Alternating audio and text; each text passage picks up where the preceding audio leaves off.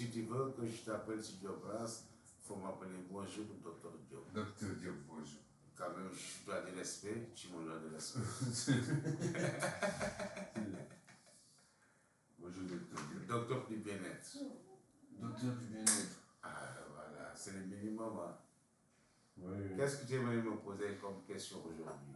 Bon, aujourd'hui, on va parler de la violence dans le monde et dans la politique au Sénégal.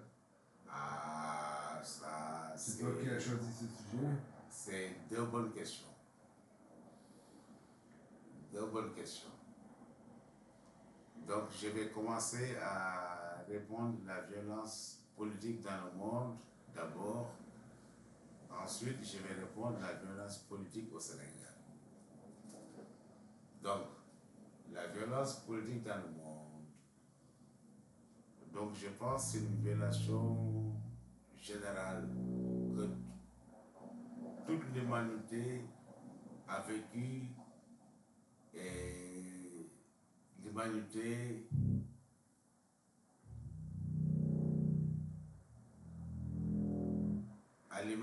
et l'humanité a payé cash. Voilà. L'être humain dans le monde et dans l'histoire, dans le passé, est témoin de la violence. A commencé d'abord,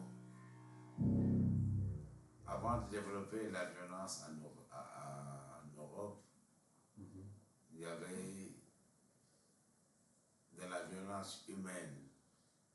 Tu sais, l'Europe, avec l'Afrique, l'Europe a vécu 200 ans d'esclavage. Tous les bras africains, les plus forts, les plus dignes, les plus aptes, hommes, enfants et jeunes et vieux et vieilles, ont été déportés dans les plantations en Amérique. Donc l'Europe nous doit 2 siècles de dédommagement pour des bras humains.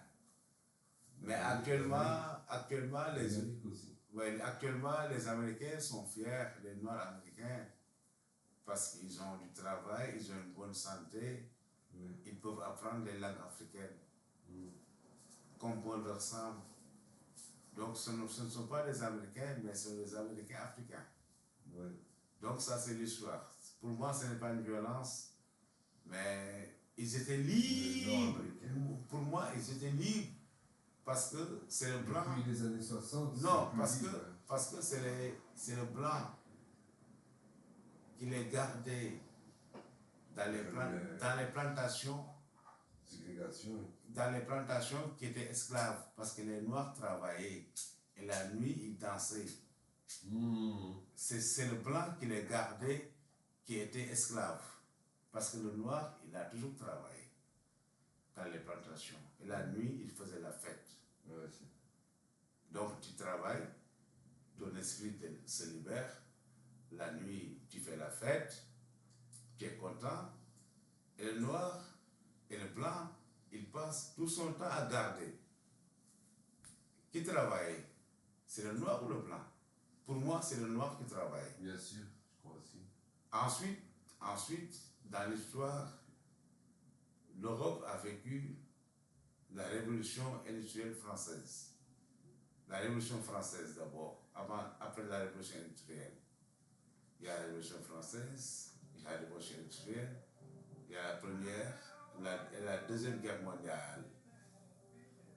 Il y a la première et la deuxième guerre mondiale.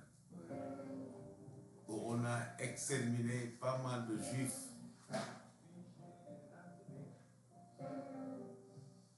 Pour des raisons insensées. Sans compter la crise économique des années 29 et 30.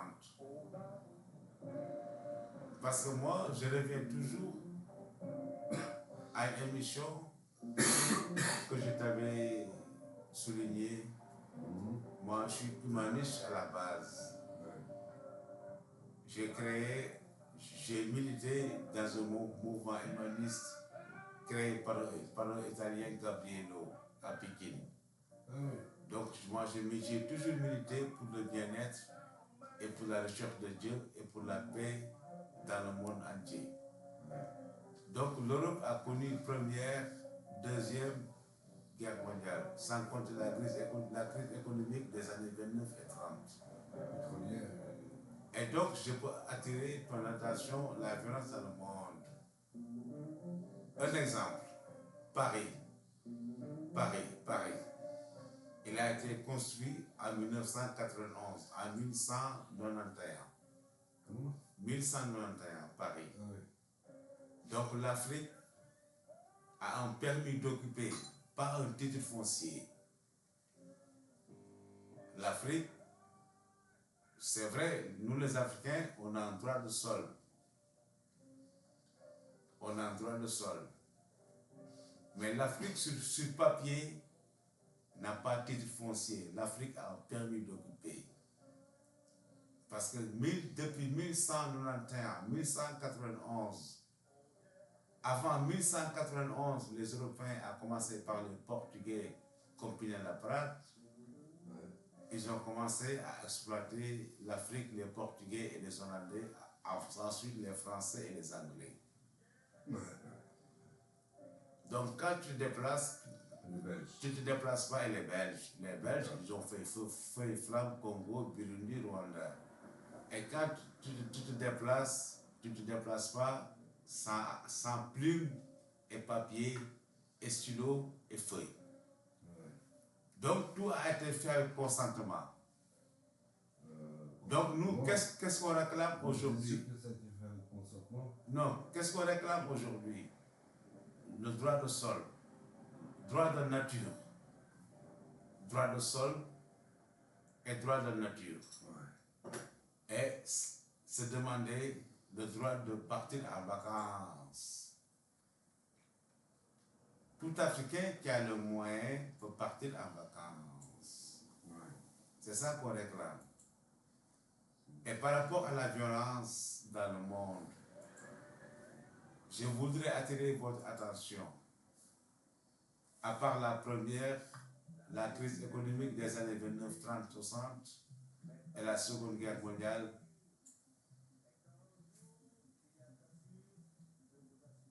maintenant on parle de la guerre en Russie, en Ukraine.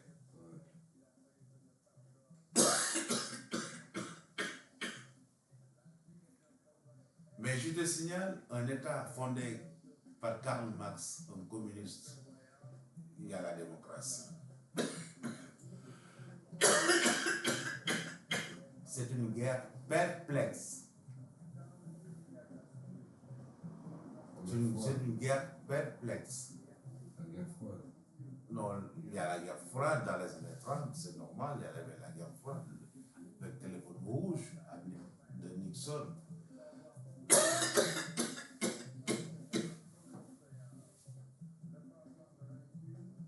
Mais la guerre en Russie, c'est une guerre perplexe. C'est russe contre russe parce qu'ils parlent toutes les deux nations la langue russe. L'Europe ne doit pas s'investir, comme on dit, anguille sous roche. D'une part, ça nous a sauvés. Le Covid, ça nous a sauvés. On ne parle plus du Covid à cause de la Russie de Poutine. Ça nous a sauvés. Tu comprends? Un mal pour un bien. On ne porte plus de masque. On est passé pendant 2-3 ans. On est passé à autre chose. Et j'en profite pour te dire, par rapport à la guerre, par rapport à mon service militaire, comme militaire d'abord au CI, au centre Mohamed à Katobango, ensuite comme gendarme auxiliaire pendant 18 mois. Pendant 18 mois, à l'état-major, j'ai eu à côtoyer des classes militaires, 96 une, 16 une, 96 une, comme brigadier Khan Abakri. Brigadier, ça consiste en quoi? Maintenant, il est colonel. C'est caporal. Non, brigadier, c'est caporal. Non, moi, j'étais secrétaire première classe. Ah ouais. Non, moi, après, j'étais gendarme. Brigadier après Bakikan, on a travaillé j'ai fait 4 mois au CI et 20 mois à Wakam, gendarmerie, avec Capitaine Poutine, qui est devenu général, et Baba Ndiaye, au CAFT, sans compter Maranera. Et maintenant, je peux dire bonjour à Sersi de Khaïmbay, Babacar Ndao, Balambou.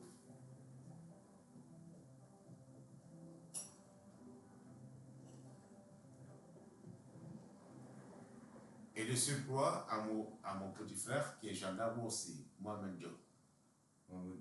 Qui est gendarme, oui, 37e promo. Tu travailles avec lui? Oui, moi, on a travaillé ensemble parce qu'il est 37e promo. Moi, j'étais 38e promotion. 38e promotion, oui. Et comme aujourd'hui, tu me payes des noix de cajou. C'est toi qui as payé. Je dis bonjour au gendarme Préra, qui est devenu gradé supérieur, Emmanuel Mendy, et à François Gomis, voilà, et à Robert Diaw et à Monica comme brigadier et qui m'a formé comme sous-lieutenant. Lieutenant Meng, Aaron Sarr, brigadier Maïfa, voilà, qui est devenu douanier, voilà, Maïfa, et Goudjabi, et Sidi Balji, et Baldé, et Dja, Matardin, Ndao et Sega. Donc, j'ai eu à faire mon service militaire comme tout bon citoyen, comme gendarme auxiliaire, et première classe. Après, j'étais devenu gendarme. Mais avant de devenir gendarme, j'ai passé par Total. J'ai passé par Total comme pompiste, où j'ai connu Yacine Sambou et Pierre Ndiaye, Ablaye Diop. Yacine Sambou, Pierre Ndiaye, Paul Ndiaye et Ablaye Diop. T'es où cette pompe? Moi, j'ai fait Dakar. J'ai fait Cambérène, j'ai fait Relais, Dakar. J'ai fait Khariala, j'ai fait Port. Et c'est là-bas où j'ai eu à me marier et avoir Bira comme fils, à Total. À Total. Je travaille à Total, oui, comme mon fils, oui. Millionnaire, voilà, millionnaire. J'étais millionnaire en France CFA. Pas encore en euros. Peut-être un jour tu me feras millionnaire en euros. Non, c'est toi qui le feras tout seul. C'est moi qui me fera tout seul millionnaire en euros. Ouais. Tu vas partir dans la politique. Dans la politique. Et je profite pour dire bonjour aussi à mon voisin de quartier, à mon petit frère, à ma classe qui était commando, Baïdamias et Daoula Ndiaye, et à Luteli Diallo, Omar Diagne et Maman de Lo, et Céline Sirelo.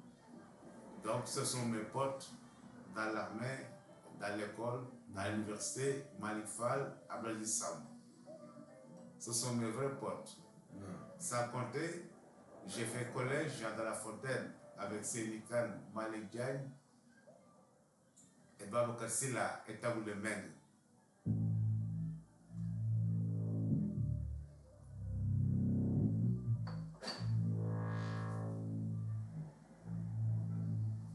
Quand j'étais hospitalisé à l'hôpital TTK, il y avait un ami d'école, un ami d'enfance, qui s'appelle Omar Diop Diagne, qui son grand frère s'appelle Mamadou Diagne, qui est dans la psychiatrie, qui était venu me rendre visite, ça m'a fait plaisir. Omar Diop Diagne, il travaille dans les impôts et domaines. Il est diplômé dans l'ENAM. Ça m'a fait plaisir. Ça m'a Diplômé dans quoi? dans l'École nationale d'administrature, de magistrature. D'administration et de magistrature. Il est venu me rendre visite avec Modulo, un certain Sénégalais, je ne connais pas son nom, mais j'étais content à l'hôpital Jean Titéka. J'étais content. Ça m'avait touché droit au cœur. Je lui dois beaucoup. C'est le seul Sénégalais qui s'est déplacé pour venir me voir. Ça me touche droit au cœur.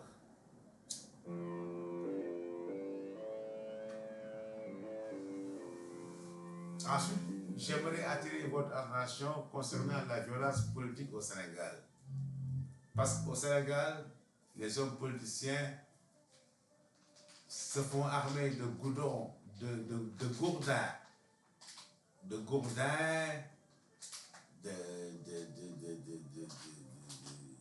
en un mot, c'est de la, en un mot, c'est banditisme, violence politique pour être au pouvoir. Moi, je n'aime pas cette violence.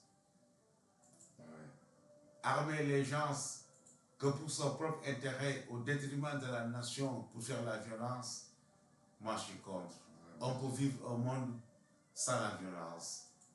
Si tu installes la violence, si tu insultes la violence pour s'enrichir, mais heureusement, c'est pour être au pouvoir et s'enrichir. Heureusement, il y a la loi. Et qui dit loi, dit la loi nationale. La loi est nationale et nul n'est censé ignorer la loi et la loi n'est pas rétroactive. Heureusement, la loi sénégalaise est forte. Ne laisse pas les politiciens faire tout ce qu'ils veulent. Non à la violence politique pour s'enrichir derrière le dos de la population. Wow, jërëjëf. Je veux la clarté, une politique rigoureuse, une politique animée de clarté, avec un discours cohérent, avec un programme concret, j'insiste. Et que tout soit clair dans les têtes des analphabètes comme des lettrés. Si tout est clair dans les têtes des analphabètes comme des lettrés,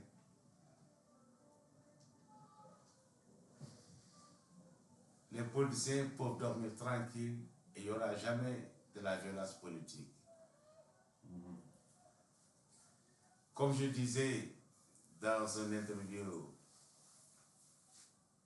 l'histoire étudie le futur, plus le passé.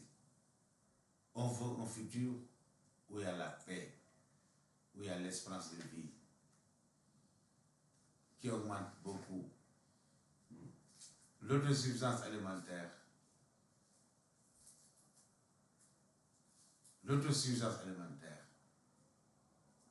Et le droit, j'insiste, le droit de faire des études en Europe, le droit de vacances et le droit d'avoir des assistants sociaux dans tous les ministères, sans justice. Parce que l'Afrique a besoin d'assister. Ensuite, je le dis, la colonisation, comme disait Maître Léopold Sédar Senghor, est un mal nécessaire.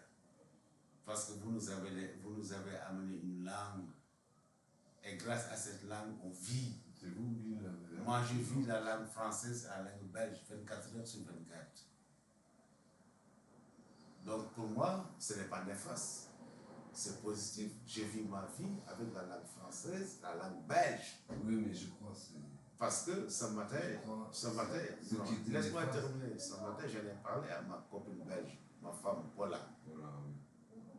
Elle me dit, toi, ton ami c'est Sylvain. Je lui dis, c'est mon seul ami belge.